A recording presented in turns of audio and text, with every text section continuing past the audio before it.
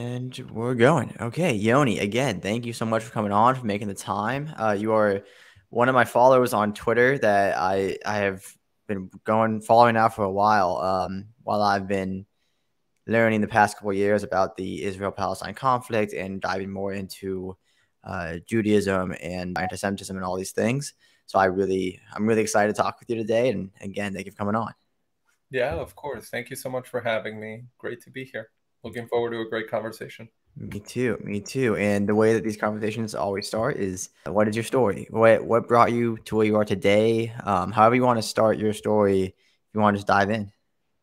Yeah, so I was originally born and raised in Argentina, and due to economic issues in the country as well as anti-Semitism, my family decided to move to South Florida when I was 12. Eventually, after completing my undergraduate degree at Florida International University, I moved to Israel, served in the army for 2 years with the paratroopers unit.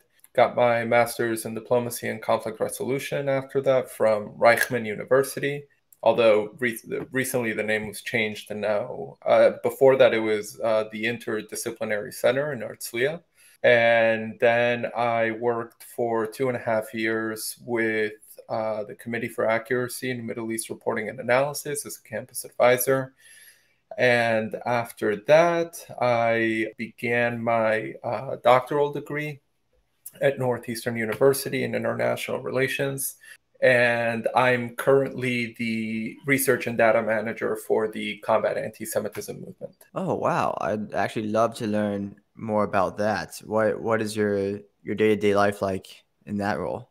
Yeah, so great question. Very dynamic. Oftentimes it changes, but one of the, I would say, recurring responsibilities on a day-to-day basis is to monitor anti-Semitic incidents around the world, to better understand the different ideological manifestations of anti-Semitism, to try to detect trends in terms of type of incidents or ideology or motivation, and try to develop a better analytical understanding of how contemporary and classical anti-Semitism manifests itself today.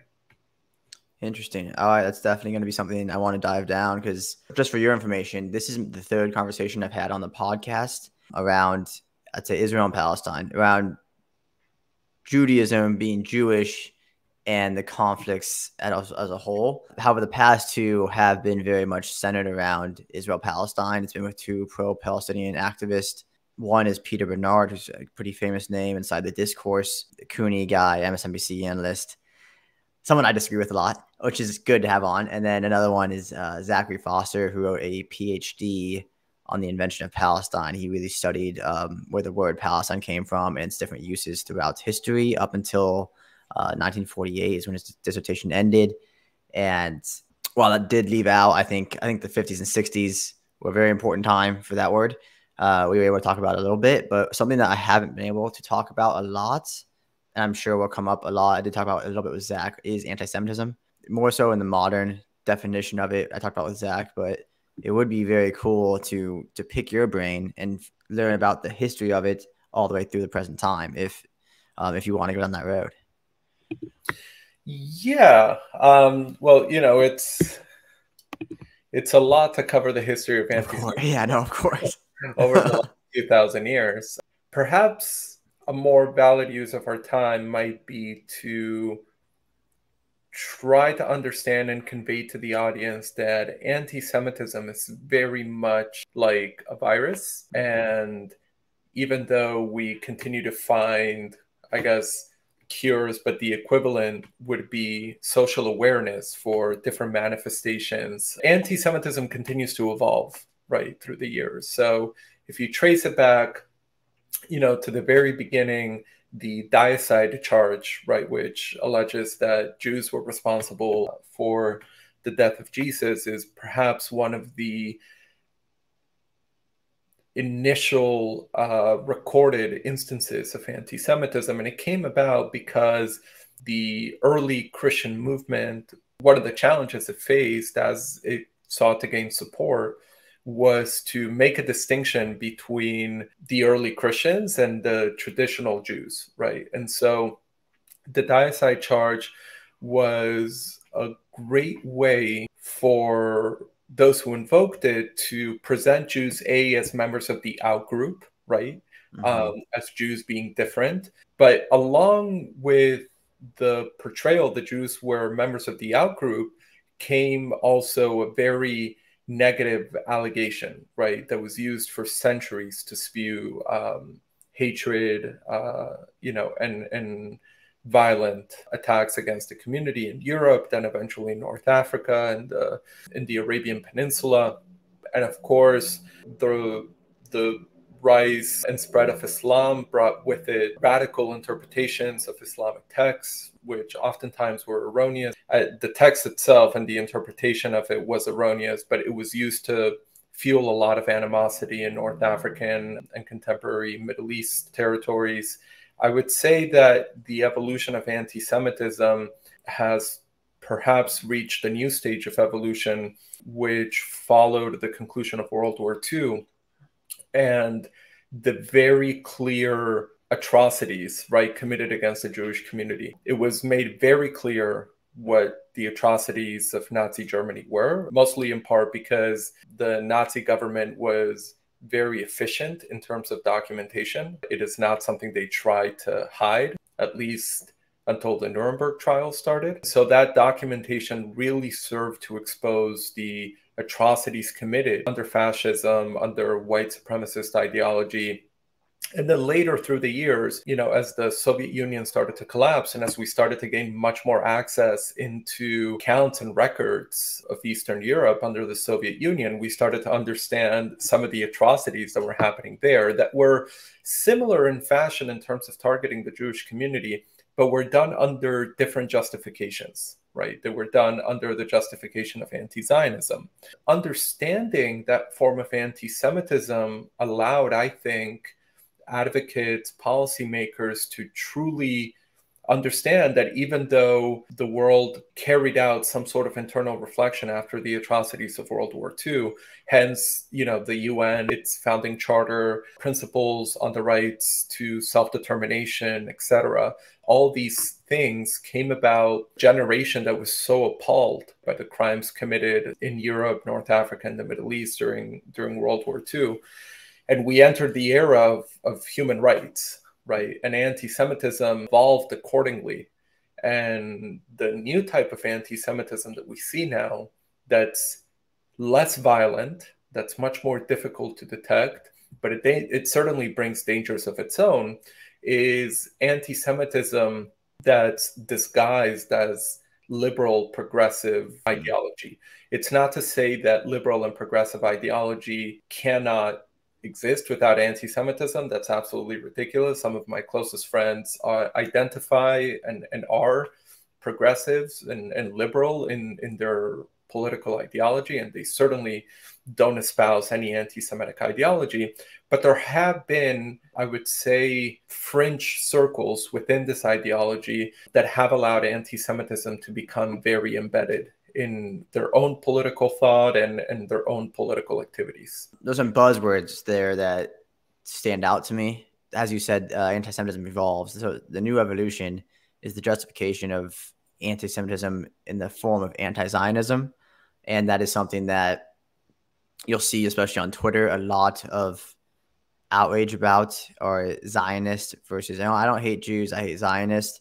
And I think a lot of well-meaning people are fooled into really just fooled into espousing anti-Semitic views through that lens. And it's a very clever thing that has happened. It makes me think of The Elders of Zion, the book that came from a Russian priest.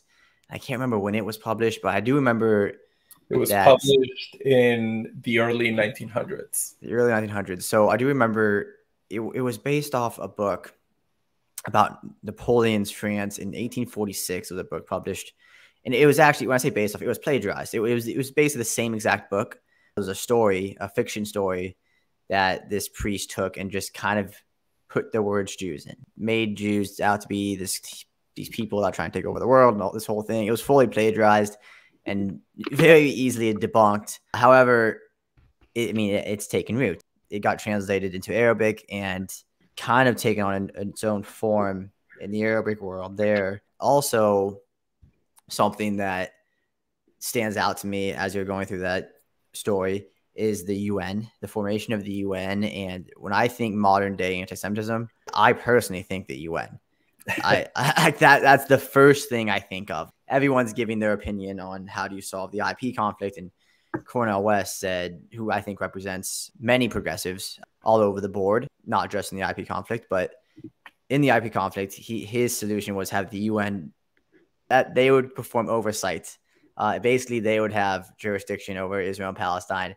And I just thought, wow, that's either extremely uneducated of him to say, or just you don't care about Jewish lives, which I'm also not here to say like everyone should care about Jewish lives. Like I care. It's something that affects me deeply as a Jew, and obviously wouldn't expect any other ethnic group or whatever tribe that you are a part of.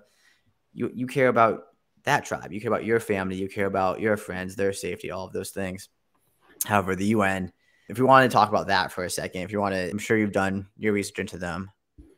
Yeah, I would say that there's something very important in what you said, that every community, sort of worries about the well-being of their own. And that should absolutely, I think, be expected and understood as a sort of common pattern throughout history. We look towards our own. We want to make sure that our community is safe. I would say, though, that as having studied the history of anti-Semitism, and I continue to do so because there's just always something new to be learned, anti-Semitism is somewhat unique. There have been so many periods in history where different forms of anti-Semitism were normalized in discourse, in politics, in, day-to-day behavior, that I think anti-Semitism has come to represent the initial stages of societal disease, right? Because when a society starts to accept the normalization of anti-Semitic discourse and rhetoric, what they're essentially doing is opening up the gates for that hatred to be directed against other minority communities. And we've actually seen evidence of successful strategies to combat anti-Semitism that reduce discriminatory views towards other communities. So, for example, a recent study that was carried out by Reality Check Research found that mandated Holocaust education in the US actually reduced hate crimes, not only against Jews, but also across a wide array of different minority communities. So to give you an example here, the study actually found that hate crimes against Black communities went down more than 55% in states that had mandated Holocaust education laws, right? While anti-Semitic crimes dropped 55% in those states as well against members of the LGBTQ community. And some of the other numbers that I have are 24% of Islamophobic attacks declined, 34% incidents involving anti-Latino rhetoric went down, 13% of hate crimes directed towards the Asian American community went down. And so I think as a society, when we stand up and say, no, hate against the Jewish community is not going to be tolerated, other ethnic and religious minority communities benefit from that as well, right? So why do you think that is? So I've heard before, right before you answer that, sorry, but I've heard this before, and I actually agree with it completely, but I haven't been able to explain why that is. It's something that I've seen data on. I didn't have this data. It's really good to know. But yeah, so saying that, how come it works that way, in your opinion? I'm always open to hearing counter arguments or counter interpretations to this, but my interpretation, as I was saying before, is that when society allows the normalization of anti-Jewish, anti-Semitic rhetoric to take place from a simple bar conversation all the way to the chamber of the House of Representatives and Congress, then it sends a message that hate and intolerance will be welcomed as well, or at least not ill-received when directed at other ethnic or religious or racial groups. And so I think that when we make anti-Semitism intolerable, we make other forms of hatred intolerable as well. And that's sort of the causal explanation I would attribute to these findings. Okay. My question would still be, and this is just a point of curiosity more than anything, but my question would still be in this case, like, why the Jews? Why is it this one that seems to bleed into the others? So an argument I could give for that would be it's a very unique minority where it's very well known, it's overrepresented for whatever reason, which is a whole other conversation. It is a very, very well known minority. However, it makes up 0.2% of the world population. So very few people are going to meet Jews. And because of that, you're going to be, if you're with your friends, like you said, if you're at a bar, you're going to say something openly and more willingly if it's just you and your friends who are a certain group versus if you're out in public and there's all these other people around, whether it's bigotry against Jews, Black people, Asians, Islamophobia, whatever it may be, in the fact that most people will never even meet a Jew. I think the number and the quote unquote popularity as far as being known of the Jewish people, I think those two things correlate. I mean, definitely are into the equation of why it does seem to work this way. That, like, I had no idea those statistics were a thing, but that's kind of the point of, are we going to allow this bigotry? And that's kind of the first domino to fall, if that makes sense.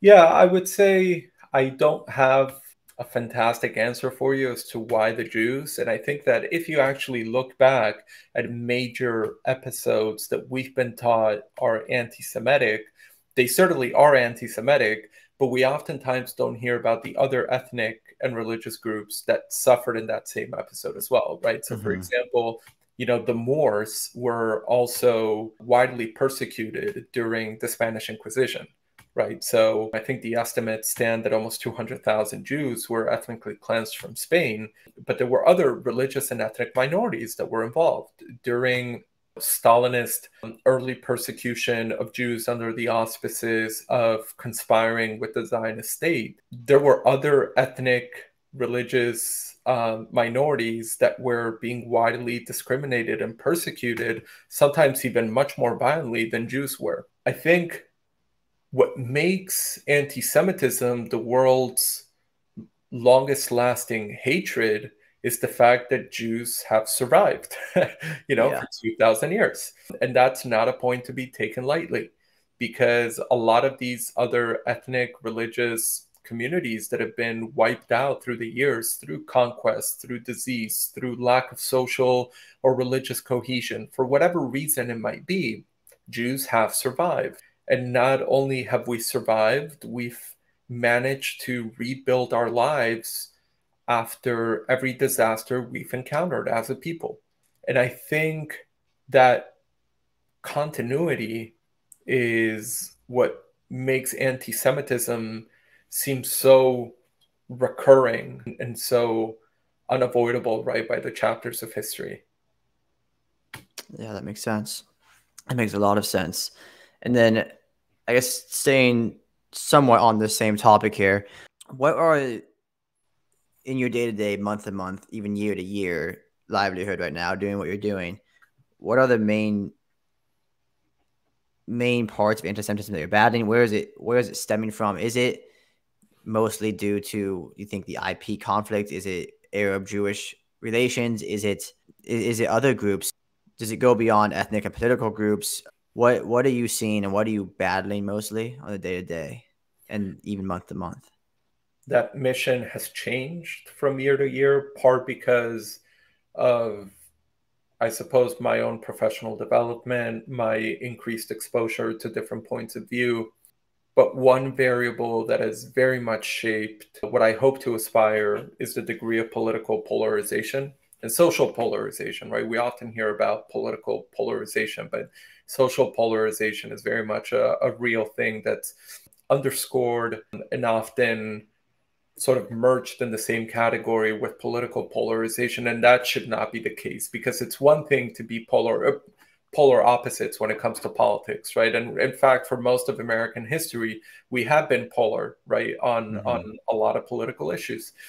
The term social polarization is something I've seen underused, and it's a shame because it describes the phenomenon of blocking someone who presents a legitimate point of view, one that you disagree with, one that you've never been exposed to, either because of a willing choice not to become involved in circles that were out of your comfort zone, or because of the echo chambers, right, brought about by social media's algorithms.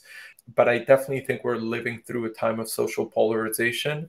And that to me has been very difficult and challenging, and has demanded that I continually change and readapt what I hope to accomplish. And one of the things I'm hoping to accomplish now is to try to create some consensus among key issues that really should not be divisive, right? From the smallest possible item in the judicial overhaul that was passed in the Knesset, all the way to what a lasting geopolitical solution to the Israeli-Palestinian conflict would be. So from big to small, I think I've tried. Geopolitical solution to the Israeli-Palestinian conflict would be. So from big to small, I think I've tried, and obviously I'm not always successful, but I think I've been trying at least to try to bring in some sort of sense and nuance into subjects that have been presented to both sides of the aisle as being very simplistic. I don't think I've changed my point of view so much as I have my approach, if that makes sense. That does make sense. So there's a few things I want to talk about there, just in case I lose track of them. If you want to go back, I would love to talk about at some point the judicial reform. I'd love to get your perspective on it, because it's something that I don't think a lot of people understand. It's something that I definitely didn't understand at first hearing, and I may still not fully grasp it. I had to do some good amount of research into it. And obviously, hopefully before the end of this, I would love to get your take on IP and what's happening with the conflict. How can we move towards resolution? All of that.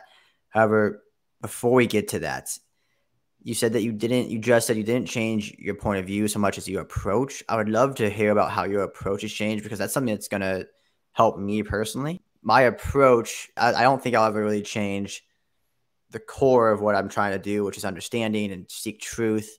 I understand my bias is like I'm pro-Israel. I really do care about Jewish lives being protected, and something that I've seen in my life, the experience I've had in my life growing up, that's like, oh, this really is a threat. And this is just real. This is very real. I understand my bias, and I will try and learn to seek truth and all of those things. But the approach, that word really caught me, where you can really grow that way. Everyone can grow that way. So how have you changed your approach, and what have you seen that works versus what hasn't? Well, first of all, I think you need to choose which engagements you want to partake in, right? There are individuals like Peter Beinart, for example, who, for better or worse, even though I disagree perhaps with at least 95% of his positions and his arguments, I know he's an individual I can message offline, set up a call, and have an hour-long conversation about our differences while keeping our rhetoric respectful and being open to hearing each other's points of view. And I say this because I've actually have done that with Peter. And again, I think even since we've had that conversation, I don't think he's done a single thing in that time period that I could say I agree with or that I would support. But, then there's people who will hide behind their keyboards and, use social media as a shield to project arrogant, divisive rhetoric that doesn't bring us closer to a conversation. And so I think the basic parameters I've set for myself for choosing which conversations I want to have is answering the question, does this conversation have meaning, right? Am I going to walk out of this conversation happy that I had it? Before, it used to be choosing conversations based on whether I'm going to change someone's mind or not. And I think that approach hasn't worked out too great for me and for some other of my colleagues that I've seen engage in both friendly conversations and debates. But I think I've taken a much more individualistic approach and saying, does this conversation give me meaning? Does it further my knowledge and my understanding of something that perhaps I hadn't thought before? And through that, mentality, which I think is guided by a lot of curiosity, I've learned about other points of view. And I certainly don't agree with or espouse them. And as I said before, I don't think my core opinions have changed. But I can definitely understand other points of view much better than I have in the past. That's awesome. That's great to hear. And I don't know if it's meant to be advice, but I'll take it as great advice as well. Oh, no. I think everyone has to figure out what their best, what their best approach is. Yeah, no, definitely. And as when you were saying that, like, am I happy to have the conversation? It kind of rang to me like that's a great way to look at it. By the way, I appreciate you coming on here because to me that says you saw me and you saw what I'm putting at least on Twitter and thought it was worth the time. So I do appreciate that a lot. And something that coming out of the Peter conversation I had, this was the first one I had on this podcast about this topic. When we hung up, when I hit end recording and we hopped off, like I felt emotional. Like I definitely was like, I wouldn't say I was happy at the time. I was definitely like, wow, I can't believe. I mean, it's not that I can't believe. I was just definitely a little frustrated with some of his opinions. And however, I was very happy I had the conversation because once I was able to talk to a friend who had heard of Peter and he's like, hey, it's cool you had that conversation at least. It's really cool that you were able to do this and all these things. It's like, did you learn anything at all? I was like, yes, I did. Like I learned. He said some things that I didn't know, and it's good to know, and it grew my perspective and it grew my understanding. And even like I love Twitter. It's a toxic place. However, even this week, I don't know if you paid any attention at all because I don't think in the grand scheme it's that big of a deal. But Jamie Foxx, he got caught up in the rhetoric of antisemitism, posted something that said, they killed Jesus, they're not your friends, something to that nature. It was the quote that mattered was, quote, they killed Jesus. It blew up. People started saying it was anti-Semitic, and it wasn't. And I, being on Twitter and trying to grow a following and all those good things, and I went to share my opinion. And, my opinion was, well, this is clearly anti-Semitic. I mean, come on, this is age old. This is over millennia old. Some say the original deicide anti-Semitic trope. And a lot of Black Americans came back and said, no, it's not. Like you're making everything about you and all these things. And I actually got to, a lot of it was bad faith. However, there were a few people who spoke in good faith, and you could tell they were trying to do their best to. And it's like, hey, well, basically what I came out to through those conversations were, this is something like I've never, to quote one of the people I was talking with on Twitter, one of the strangers, it's like, hey, I've never heard of this blood libel. Like this isn't something that I've ever heard of. I didn't know it was a thing. What I have heard for a long time is this is something Black people tell each other when it's like, hey, be careful who you trust.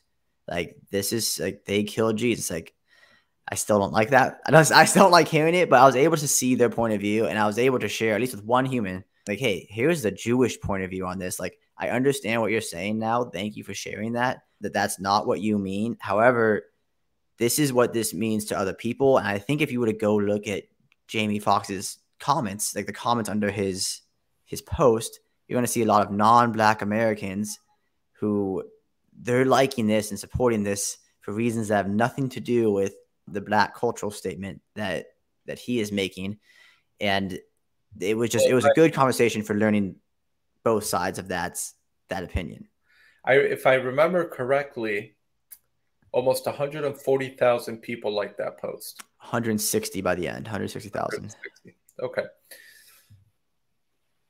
I think what a lot of people don't understand is they look at an influential figure, and they're disappointed by that individual's behavior. Okay. I'm not Jamie Foxx's father. I'm not his teacher. I'm not his mentor. My responsibility, as someone who cares about these issues, is always to offer resources. But if there is, an individual wrestling match that needs to take place internally with some views, that's never going to be my priority. My priority is going to be concerned about the 160,000 people that liked the Instagram post, Yeah. because it's enough for one of them, right, to be so frustrated, by this so alleged reality, to do harm to the Jewish community, right? That's what I'm concerned about. Second, maybe second or third, if I have the time, I can get into psychoanalyzing what brought Jamie Foxx to say something like this. And I understand that there may be specific references that were shared with you, following the incident, that may have not sought to justify the rhetoric, but to try to attach some sort of explanation to it that would take it away from the realm of anti-Semitism. But I actually, justifications, explanations, they're nice, right? And they definitely offer some nuance, but at the end of the day, they don't help us solve the problem, right? The problem exists, and the rhetoric was a clear manifestation of that. It's not to say that Jamie Foxx is an anti-Semite. It may have definitely been something he wasn't aware of. I read his apology. And my first instinct is to always try to assume sincerity until we see a recurring pattern, right? So Kanye West, for example, is a perfect example of someone who has said very problematic things, then apologized, and then spent weeks, right, reverberating, the same notorious and nefarious sort of language. So, I hope Jamie Foxx learns from this incident, and I definitely hope that other, influential figures tweet and post much more responsibly. I agree with everything you're saying. At the end of the day, I suppose that it's not what you're concerned about. At least it's not the intent of the post, but what could happen to Jews because of it, which is extremely fair. And again, one of my concerns as well. That makes a lot of sense. To transition now, if you want to talk about the judicial reforms that happen in Israel, for anyone that doesn't know, which I'm sure everyone listening to this does, but hundreds of thousands of Israelis have been protesting over a judicial reform about a reasonableness law. And if you want to dive in there, kind of explain briefly and give your opinion and your viewpoint on it. Yeah, well, look, I'd like to try not to get too partisan and too into the weeds with the judicial overhaul. I will say that as I've been following the sequence of events, I think the anti-overhaul movement has grown into something that's much deeper than just judicial reform. I think there are wide concerns with the Israeli-Palestinian conflict. I think there are wide concerns for the protection of LGBTQ rights in Israel. I think there's a lot of concerns for discrimination that Arab Israelis may face or may be facing. And I've heard some reference, these very impressive marches that are happening against the judicial overhaul or I've heard them be referenced as the re-liberal awakening, right, of Israel, which had come to a very abrupt end by, the year or two after the Oslo Accords, and mainly after the Second Intifada, right, when we saw that there was absolutely no partner for peace on the other side. And that's still, by the way, the situation. And I think just as important as it is to mention these very impressive marches against the judicial overhaul, there's also very impressive, marches in favor of the judicial overhaul. For better or worse, Israel's current coalition was democratically elected. There are structural gaps that are remnant from Israel's founding, in particular, a lacking constitution, right? Mm-hmm. So the spread of checks and balances in the US is based on the Constitution, right? So the relationship vis-a-vis our legislative, executive, judicial branch is rooted in very detailed form, in the Constitution. So there are systems of checks and balances, right? So for example, if Congress passes a law that is unconstitutional, the Supreme Court strikes it down. And it has to rule based on the Constitution, right? It has to determine whether on this piece of document, whether our interpretations of the issue at hand are within the boundaries protected by the Constitution, or whether they're outside of the bounds. Now, the conundrum for Israel is that there isn't a constitution, right? There isn't this guiding document. There isn't a Bill of Rights. There is no such formal document that guarantees individual protections in the same way the American Constitution has. Now, it doesn't mean that these individual liberties and freedoms have not been protected since 48. They have, right? That's why Israel remains the only liberal democracy in the Middle East. However, because there's a lacking constitution, there is lacking guidance or lacking grounds for the Supreme Court to strike down specific matters passed by the Israeli parliament or decisions made by the cabinet while claiming that they run counter to the country's founding charter, right? Because it doesn't happen again. The best example of this is the reasonableness clause that you mentioned earlier, which passed in Israel, I believe, almost 2 weeks now ago. And there's been a huge misunderstanding as to what the clause is actually about. And I'd like to preface this by saying that there's issues in the judicial overhaul that I'm in favor for, and there's items that I'm not in favor of. And what I'm offering here is not my personal opinion, but rather just facts around this issue. And the way the reasonableness clause operates is if a decision is taken by the Israeli cabinet, which would be in American terms the executive branch of the Israeli government, or the Knesset, Israel's parliament, which would be the legislative branch, that the Supreme Court does not agree with, it can strike these laws down. And when you ask based on what, because there's no guiding constitution, the Supreme Court cites reasonableness, okay, as sort of the decision why something was upheld or it was stricken down. And so you ask yourself, what are the boundaries to determine whether something is reasonable or not? Well, there are no boundaries, right? It is absolutely subjective. And if you look at liberal democracies around the world, such anomalies don't exist, right? The Supreme Court of a country cannot strike down, at least in a liberal democracy, laws or decisions made by the government based on the fact that they are not reasonable, especially when there's no guiding document that details what, under the nation's principle, values, and political philosophy, is considered reasonable or not. Yeah. I actually think that this clause was one of the most widely supported across the political spectrum. Inherently, I don't think political leaders like Gantz and Lapid have an issue with tossing this clause out because these are individuals that understand how democracies around the world work. The issue is that, like I mentioned earlier, the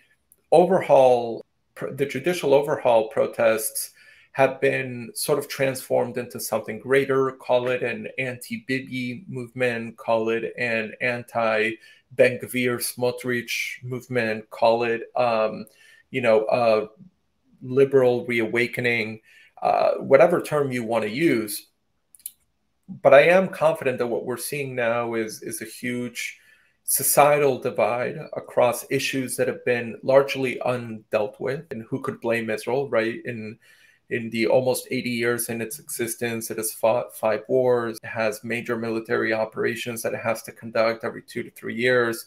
It continually faces the threat of international delegitimization, demonization, responsibility for Jewish communities abroad, and rising anti-Semitism. So it's not to say that, our leaders have been twiddling their thumbs for 7 or 8 decades, not addressing this issue. But I think we're at a moment or at a crossroad in Israeli history where there's a boiling point, right? And this boiling point has brought out a lot of these foundational issues that need to be addressed.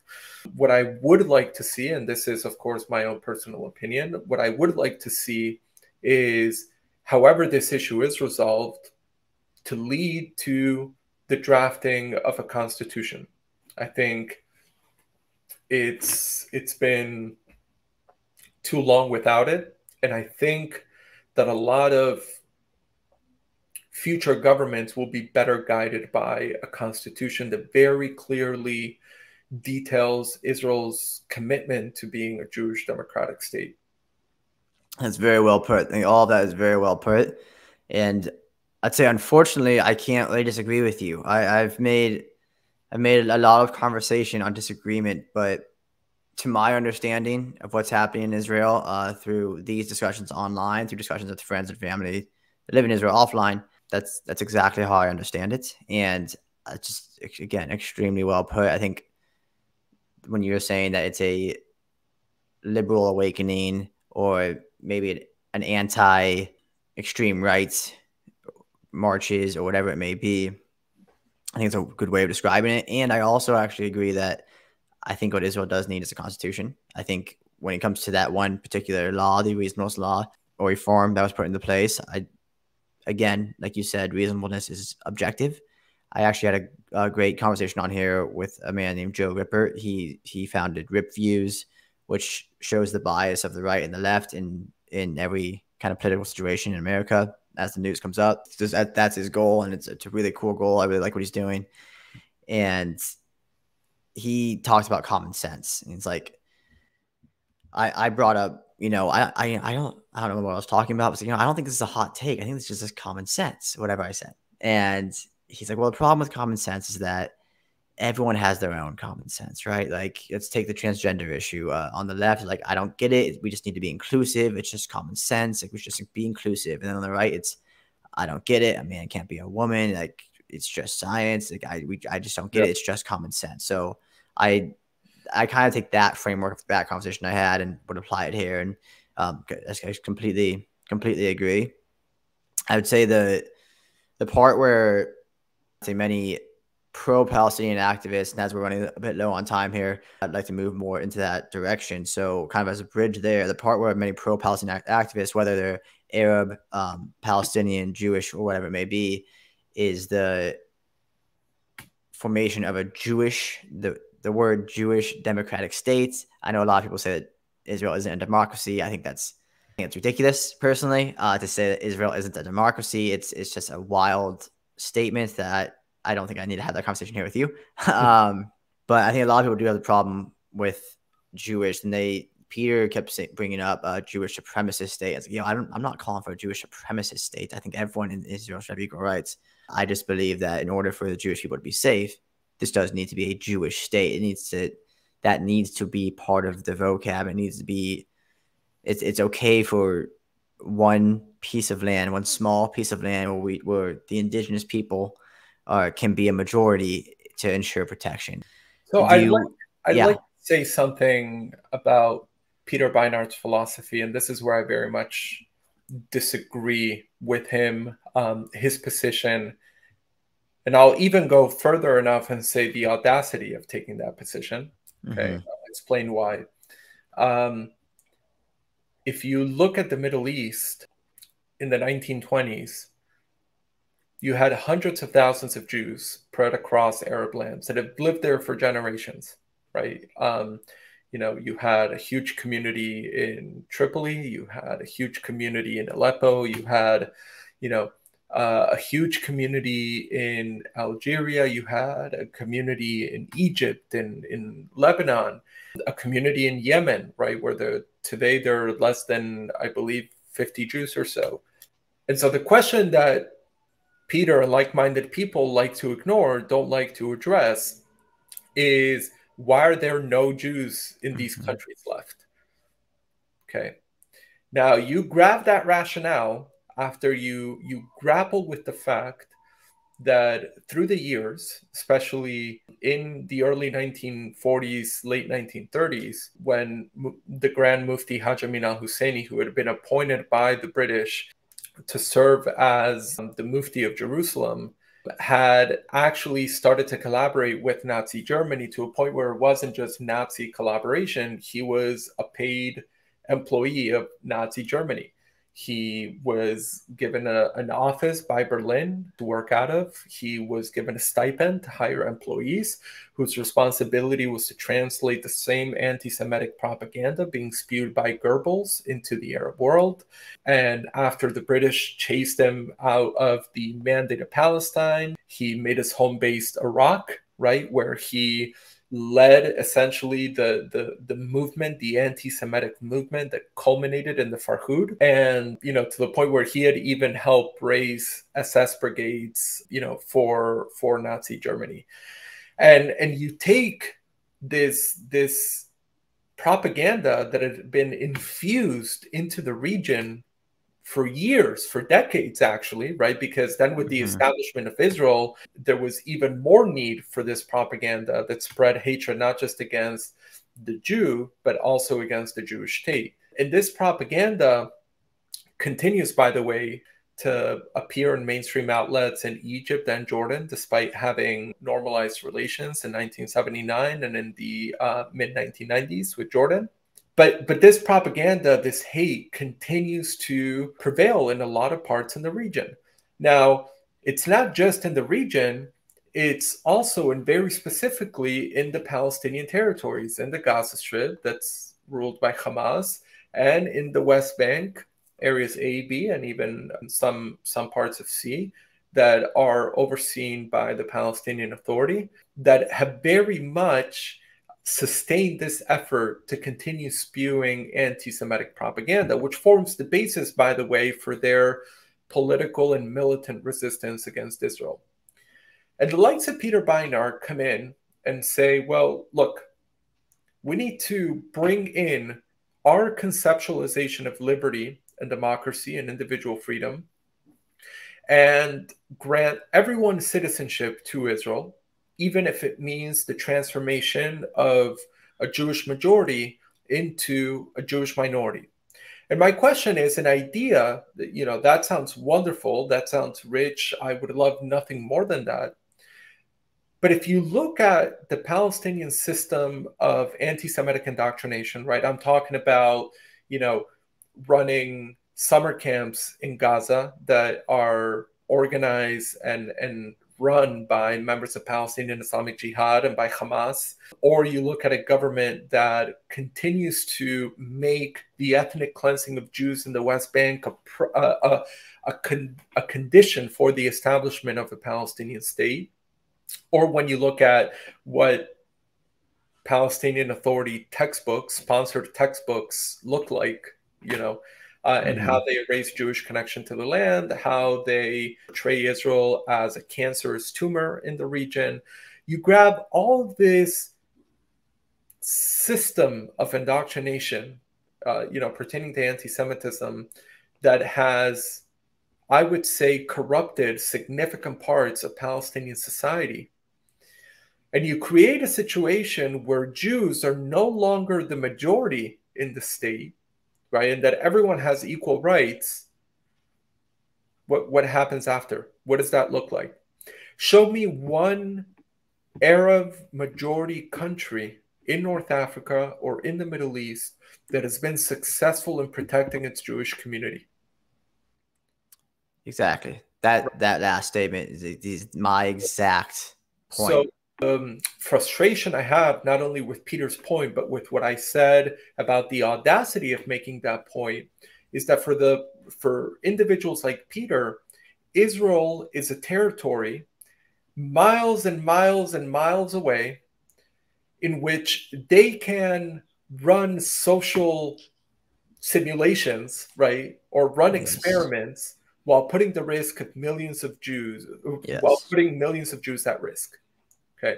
So that is the frustration that I have. That is not to say that I wouldn't like to see, the establishment of a Palestinian state. I would. I think the establishment of a Palestinian state is paramount, not only for Israel's security, but for the safety of Palestinians who deserve to live under a government that is not like the government that they have now, right? Where their president has not held elections for almost 2 decades. No, they deserve to live in a country that operates under democracy, that can uphold individual rights, that can root out extremism, that can build a diversified and successful economy that will give Palestinians the opportunity to live a life with dignity and the ability to pursue happiness. I'm very much in support of that, but I'm not in support of establishing a sovereign entity that will continue to spew anti-Semitism, not only at an institutional level, but also at a societal level, that will continue to fund payments to individuals who commit acts of terrorism against, my people.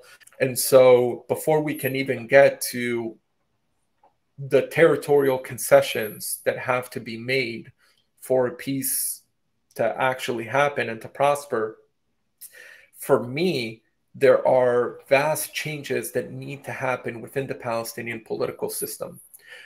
And add to that significant shifts in the region that need to happen, right? So for example, Israel-Saudi normalization, the strengthening of Israel-Egyptian ties that span a bit beyond just security matters, but dive a lot more into cultural exchange programs, a lot of social aspects that I think need to be truly embedded into that relationship. And if you look at, for example, the normalization agreement between Israel and the UAE, hundreds of thousands of Israelis have already visited Dubai, even during a pandemic, even during a time where Israel's economy isn't doing extremely well, where inflation's going up.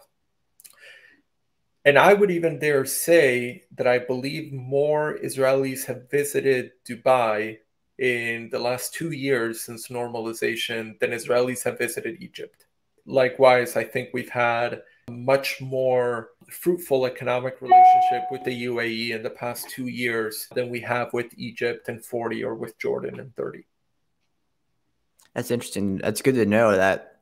Also, just for the sake of anyone listening that might not know this and might not be thinking about this, when you say hundreds of thousands of Israelis, any American that might listen to this, that number could sound small because there's 350 million Americans plus, but that's a ton of Israelis. That's a massive amount of Israelis, which that's great to hear, and it's actually one of the good things to hear, that that hopefully we are reaching normalization with Saudi Arabia, and as this grows, is that back in American politics, this is, it's divisive as ever with Trump, Biden, Clinton, everything over the last 12 years.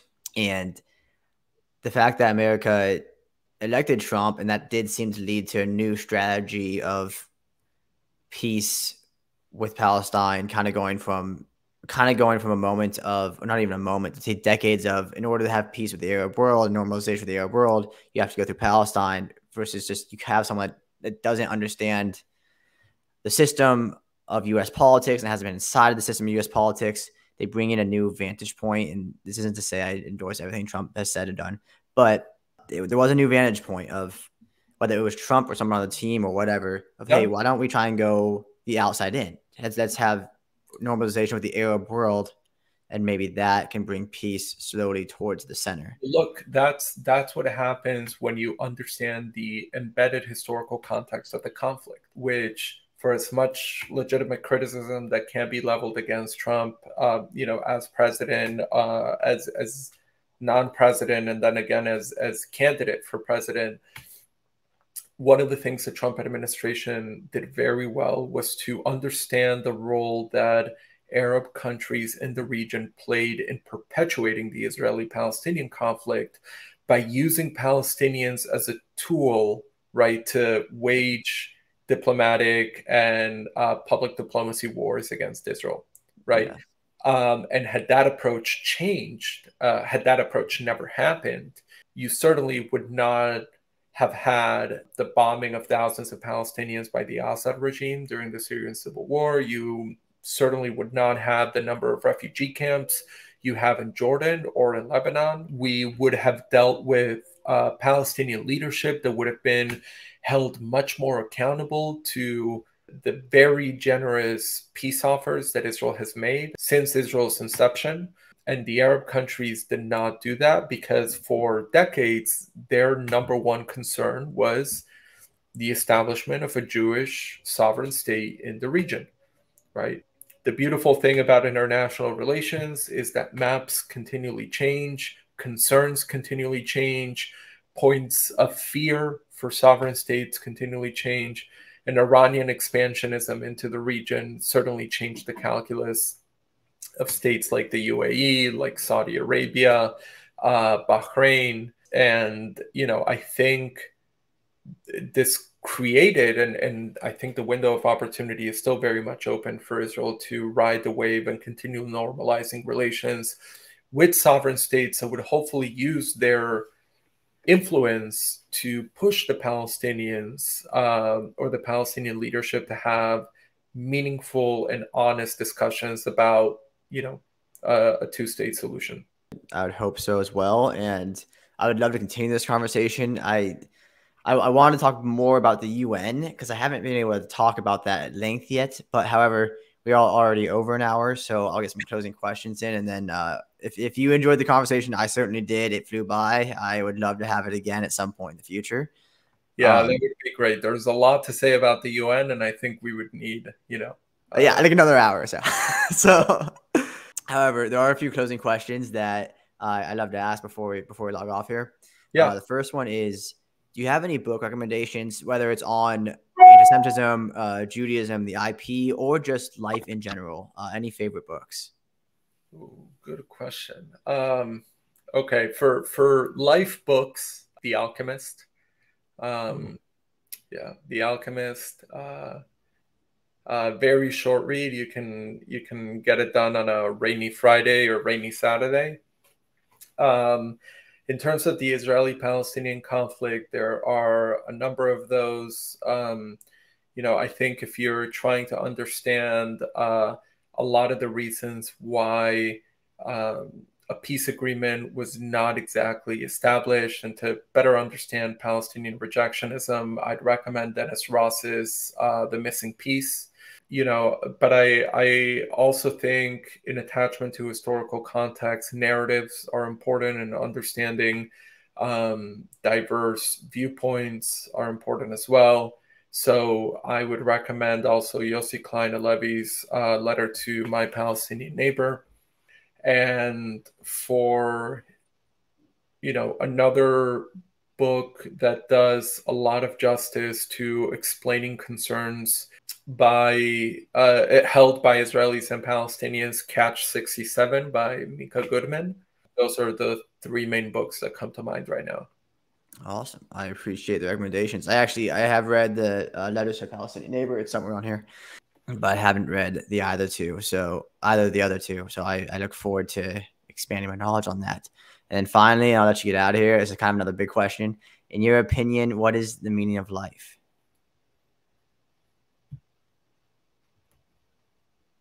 To learn. To learn. Yeah. I like it. All right, Yoni. Again, thank you so much. I appreciate the conversation. I very much hope to have another one in the future here. But until then, sir, I will keep commenting on your tweets, and I'll keep in touch that way.